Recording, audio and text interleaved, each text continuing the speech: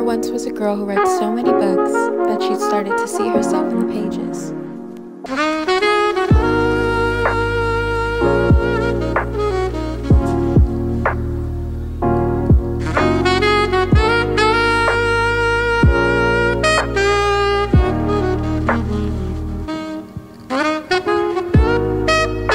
Hey, it's me, Essence from YouTube, and you're watching my channel.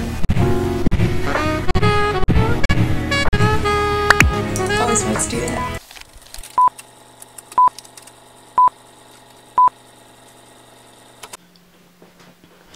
Hey. Oh wait, I can't even see myself. Run that back, run that back. Roll sound. Rolling. Sound production, take 2. Hey, it's oh! Action! Third time's a charm. Hey, it's me, Essence from YouTube. As you can tell from the title of this video, today we are going to go do some book shopping. We're gonna hit up Barnes & Noble and put in some work. I'm really looking forward to this video. I feel like I say that about every video. For those of you who don't know, I love reading. I love reading for as long as I can remember. I've actually written 3 books, the Middle School Chronicle series that I wrote back when I was in middle school. I'll probably have them listed somewhere around here. Available on Amazon and Barnes & Noble. So I plan on writing many more in the future. Fiction, non-fiction, I don't really know exactly what I'm gonna be leaning towards when I go into Barnes & Noble, which makes this so interesting. Because when I say I read everything, oh my gosh, fiction, non-fiction, poetry, self-help, like self-growth books. I read absolutely everything that piques my interest. But today I'm feeling, I was gonna say I'm feeling like a romance novel, but to be perfectly honest, I feel like I'm always in a romantic mood, so it's just another day. We're just here. There's no telling what we'll find today. We're broadening our horizons. Maybe we'll go back to the lovey-dovey basics, so let's see what we get. My goal is to get like 3 books max. I don't think I want to go over that, but we'll see. Shoot, I got a gift card. Shout out to the person who gave me that gift card. One of the things that really made me want to do this video, the other day I was scrolling looking for some book/reading related content,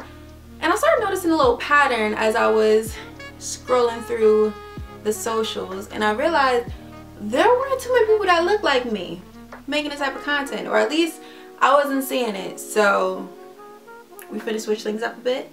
We finna change the narrative. We finna be the change we want to see. And yeah, all of the above in this month of Love and Melanin. So with that being said, let's get into the video starting now.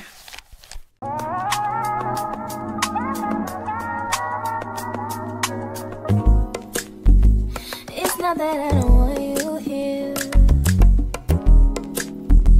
It's something about the way you stare into my eyes. I know that I don't make things clear. I fall for you every time I try to resist. We can get away. Come chase beach views and then every day. All I wanna hear is an emphasis how we play. Sit right next to you.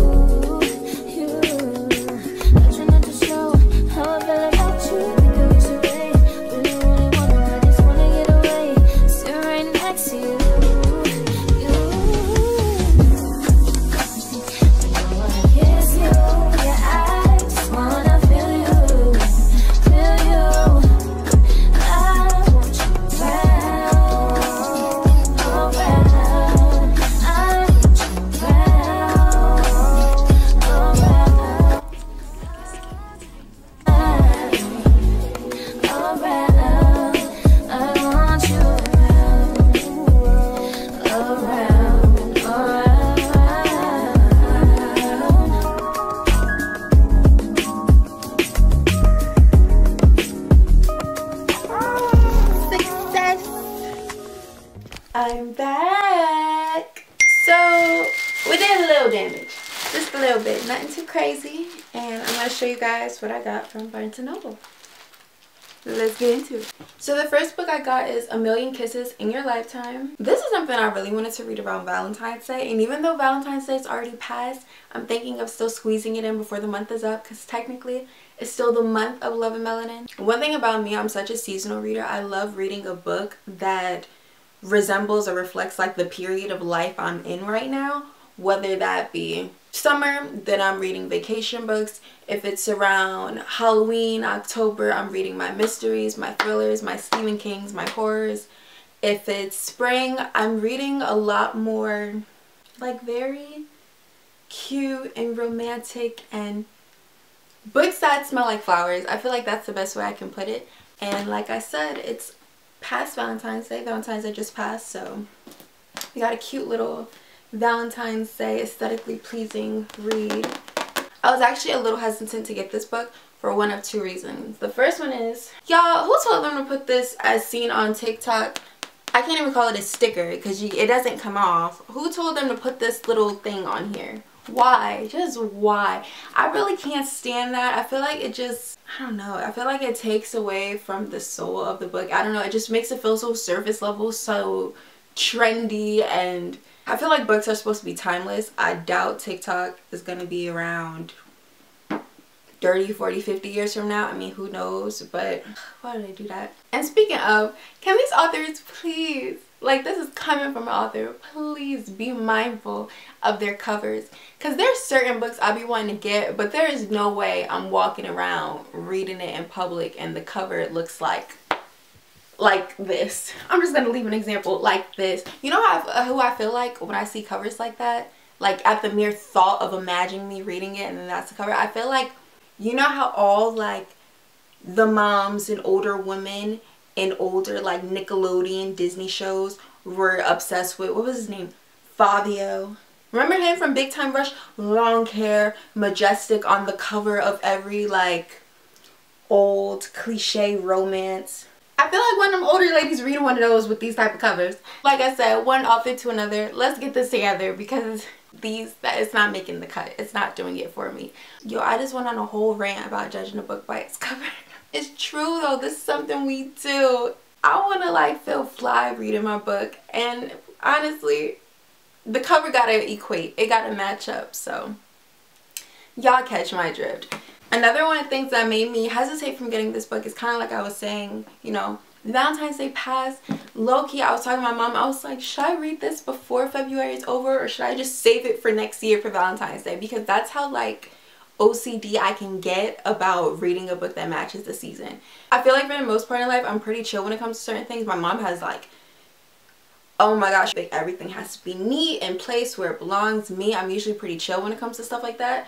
But when it comes to what I'm reading, yeah, my life has to match in some way, shape, or form to the book. So yeah, I might try to squeeze this in before the month is up. We'll see. I realized I didn't even tell you guys what this book is about. I'll just like read the cover pretty quick and give you a little taste, a little insight as to what this is about. Again, it's A Million Kisses in Your Lifetime by Monica Murphy. And it says here, don't miss the TikTok sensation, 130 million views and counting.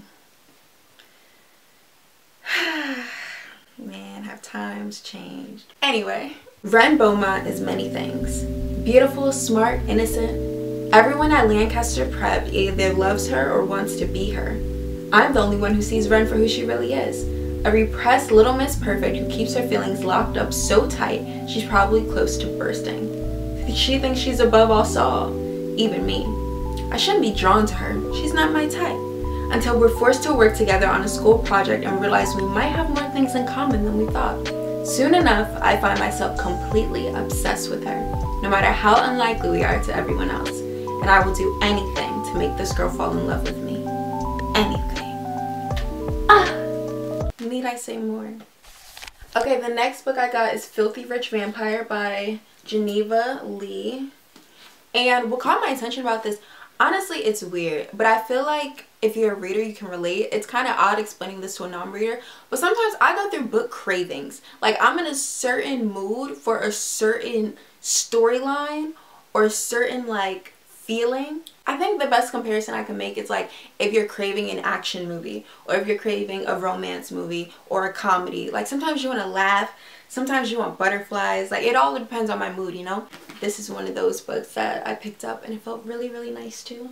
So again, this is Filthy Rich Vampire by Geneva Lee. Forbidden fruit tastes the sweetest. I love the little subtitles on the book because if they're done just right, it just It's like the little cherry on top. Julien Rosu, I think that's how you pronounce it. Rosu. Julien Rosu has a problem. He's single, and for the world's wealthiest vampire, the social season is about to begin. Julien would rather stake himself than participate in the marriage market. But as the eldest eligible Rosu, he's expected to find a wife before the season ends, whether he likes it or not.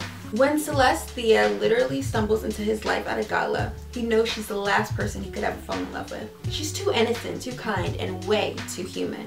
But now that she knows about his world, she's also a walking target. She needs protection. He needs a fake girlfriend to discourage overzealous vampire matchmaking. So, Julien makes Dia an irresistible offer. Pretend to be his lover and he'll change her life. For 1 year, they'll attend the season's social events together in exchange for his protection and a way out of her mother's crippling medical debt. She can't say no, but the vampire world is impossibly decadent and darker than Thea ever imagined, and Julien's filthy rich vampire family wants her out of the way.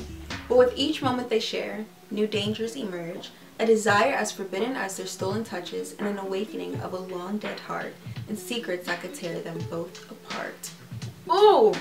Back of the books are so powerful because I feel like they give such a taste of not just like what the book is about, but the way the author writes. Man, I feel like people underestimate the power of good writing, because you can read a book with the absolute best, like most unique, creative, exemplary plot you've ever heard of, but if the writing isn't it, then it just ruins the whole experience, because now you're constantly in and out of the book, in and out of the book, compared to like fully engulfed and engaged in the story, you know. And there are so many authors who do such a good job at that, as far as, you know, their wording and just painting the scene and setting the mood and the tone, and it makes the reading experience all the more lovely. Like, those are the books that you read in 24 hours or less, because it's like you can't put it down, you know. The back of the book, from what I've read so far, was written pretty well.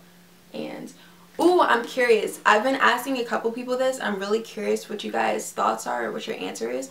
What do you look for when you're shopping for a book? Like, when you're skimming, when you're flipping through the pages, checking it out, what makes you decide yay or nay if this is something you're gonna get? One thing about me, I always go to the back of the book, and if there isn't a back of the book, I'll usually shoot over to the prologue. And then sometimes if I'm really like on the fence and I don't know if I'm feeling it or not, I'll just flip to a random page, read a paragraph or something just to get a feel of the writing style, and then that'll usually help me make my choice. So what's you guys' process usually when it comes to, you know, determining if this book is something you're gonna get or not? Let me know, let me know.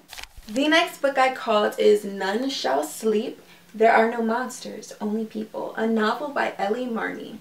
You see how this sticker, we could just pull it off, this 50% off, or buy one get one 50% off. This is what we needed here, because this is unacceptable. This is killing it for me. Oh my gosh. This one, just can't right now because I got nails on, but we could just peel that off. Bada bing, bada boom. Y'all remember earlier how I said I get a little OCD with having to read a book that like is in tune with the season I'm in?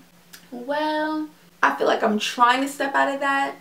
And so this might be a little exception. I don't know. I feel like this is an awkward period too. Valentine's Day is past and spring is approaching. I don't really know exactly what I'm leaning towards in the reading department. This is something I will usually save and read for October, Halloween. It's a nice little mystery thriller, and I'm going to get to it in a second. But I'm also really intrigued by the cover. I mean, yeah, the front and the back cover.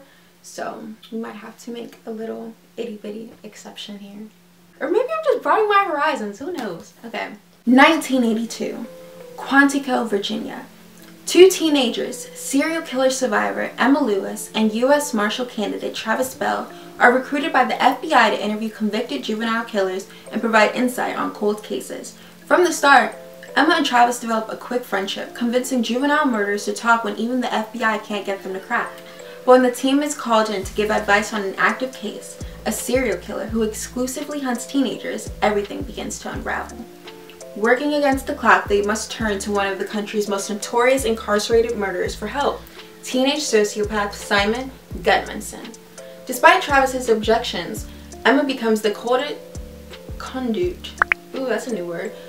Becomes the conduit between Simon and the FBI. But while Simon seems to be giving the information they need to save lives, he's an expert manipulator playing a very long game, and now he has his sights set on Emma. Ooh! I feel like this book is taking me back to my roots a little bit. Like when I was younger, books that were a little more, I guess, fun fiction, adventures, those books made me like reading. But when I was little, like, it really was the mysteries and the thrillers that made me love reading. And I think that was partially because as a little kid, I was so scared of scary movies. So while all of my friends and family members, like my cousins, everyone would go see scary movies or watch scary movies, and then they'd have so much to talk about it. It was just this whole experience that I wasn't a part of because I was, okay, my camera cut out, but as I was saying, because I was just so scared of scary movies and shows and anything like that. So a way I got my little, like, I don't even know how to describe it, my little cheat code, my little way of indulging in the conversations a little bit so I could like throw my 2 cents in on what everyone was talking about in regards to these movies. I would read the books based off the movies because I was like, okay, I'm too chicken to see that, but I can read it. I can read it. My family, my friends, they would watch these scary movies. I would read the book, and if there wasn't a book, I would go and read the script. I was so committed just so I can engage in these conversations and have an opinion, put my little 2 cents in. But anywho, as I was saying, that's why this feels so like close to home as far as it being a mystery thriller, because this is really what got me into reading and into really loving it, these genres. Now y'all remember how I said I only wanted 3 books, right? Yeah, y'all remember that?